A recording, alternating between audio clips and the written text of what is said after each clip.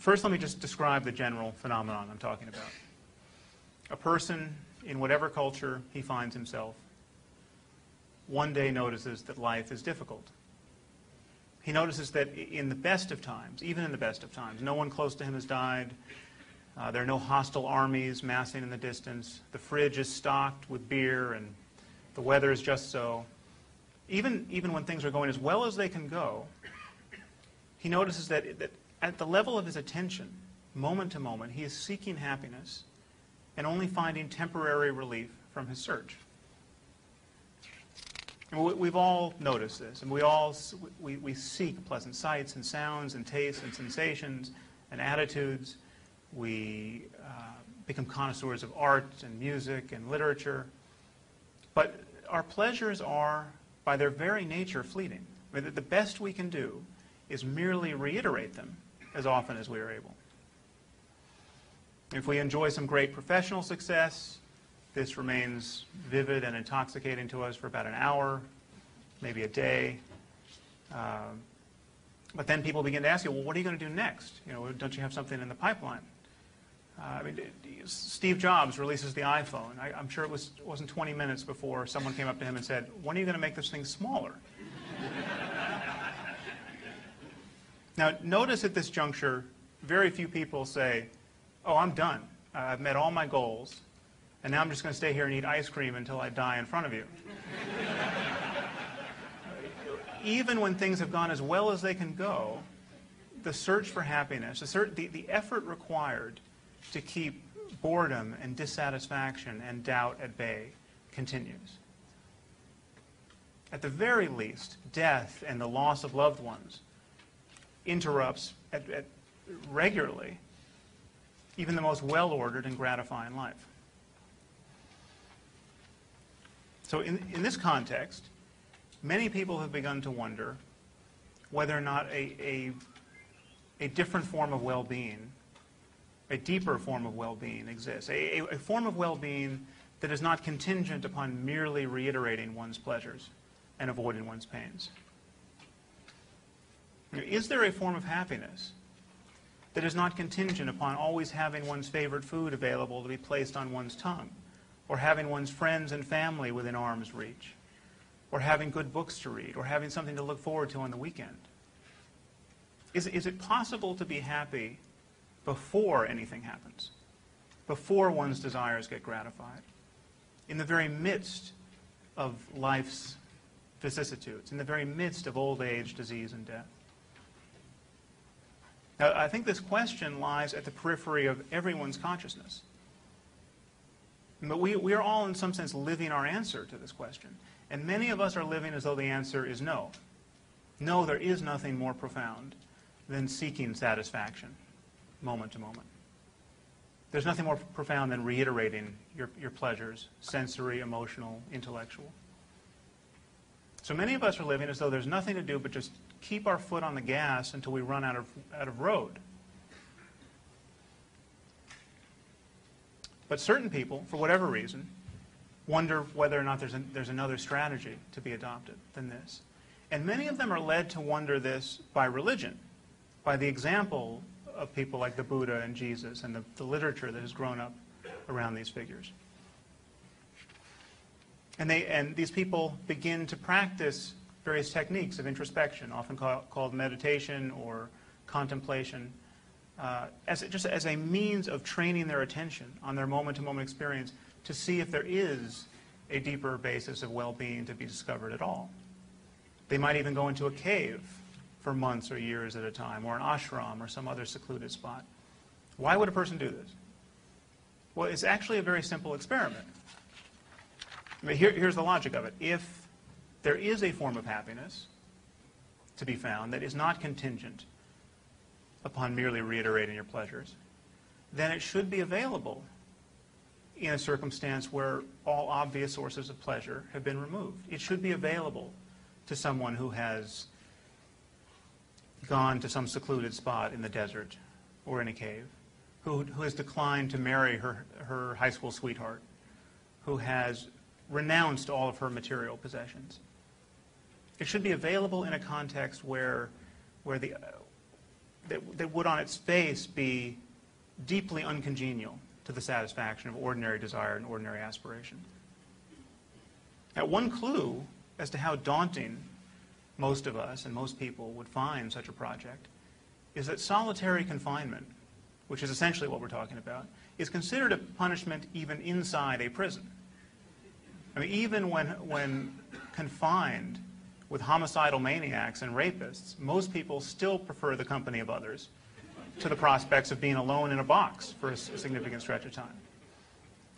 And yet contemplatives for millennia claim to have found extraordinary depths of psychological well-being in circumstances very much like solitary confinement. Now, it seems to me, as rational people, whether we call ourselves atheists or not, we have a choice to make in how we view this whole enterprise. I mean, either the contemplative literature is a mere catalog of psychopathology and deliberate fraud and religious delusion, or people have been having interesting and sometimes normative experiences under the banner of mysticism and spirituality. Now, let me just assert on the basis of my own study and experience that I have no doubt that certain people have improved their self-understanding and their ethical intuitions, and even made genuine discoveries about the nature of subjectivity itself through traditional practices like meditation. I mean, leaving aside all the metaphysics and mythology and mumbo-jumbo, what contemplatives and mystics over the ages claim to have found is that there is an alternative to living at the mercy of the next neurotic thought that comes careening into consciousness. There's an alternative to being continuously spellbound by this conversation we are having with ourselves. And most of us think that if a person is walking down the street talking to himself, that is not able to censor himself in front of other people, he's probably mentally ill.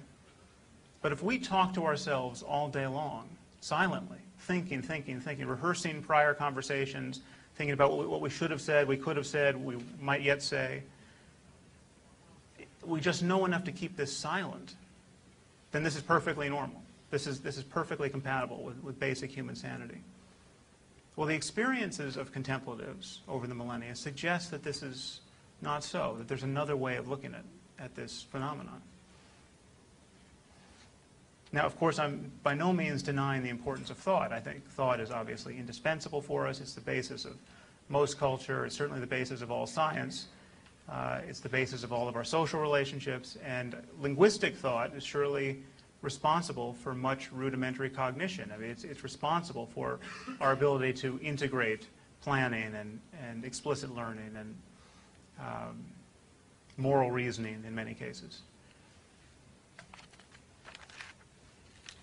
I mean, even talking to oneself out loud might serve a function occasionally. But from the point of view of our contemplative traditions, and this is to reduce them all down to a cartoon version that ignores the rather esoteric disputes between them, our habitual failure to recognize thought as thought, our habitual identification with discursive thought is a primary source of human suffering. And when a person breaks this spell, an extraordinary kind of relief is available. Now, the problem with a contemplative claim of this sort is that you can't borrow someone else's contemplative tools to test it. You have to develop your own tools. I mean, imagine if the science of astronomy, if you couldn't even observe whether there was a phenomenon worth looking at unless you built your own telescope. Okay, this would be an immense barrier to establishing astronomy as a science. It wouldn't make the sky any less worthy of our investigation, but it would be an immense impediment. To judge the claims of contemplatives, we have to build our own telescope. Judging their metaphysical claims and their philosophical claims, we can use thought itself. Many of these can be dismissed as bad science or bad philosophy on their merits.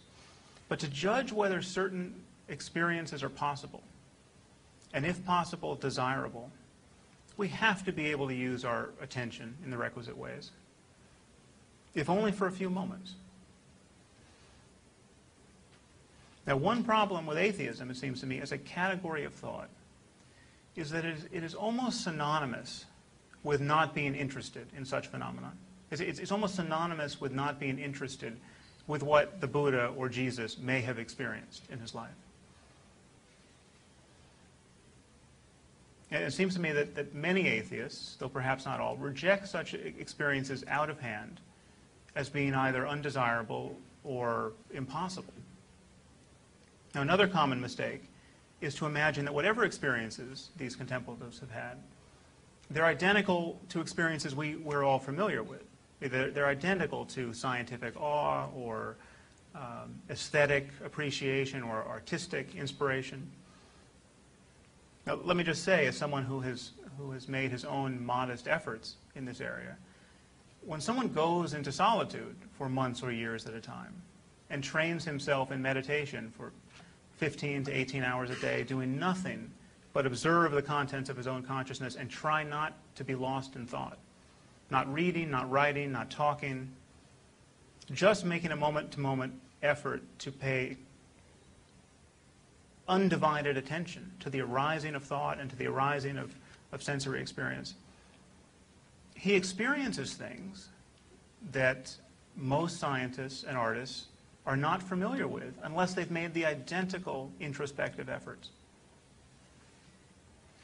And these experiences have something to say about the plasticity of human experience itself and the possibilities of human happiness.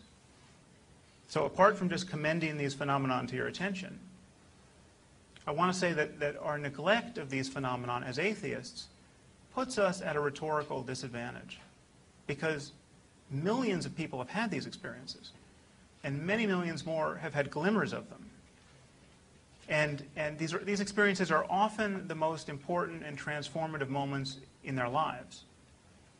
And if we, by definition, ignore them because of their entanglement with religion, we appear less wise than even our craziest religious opponents.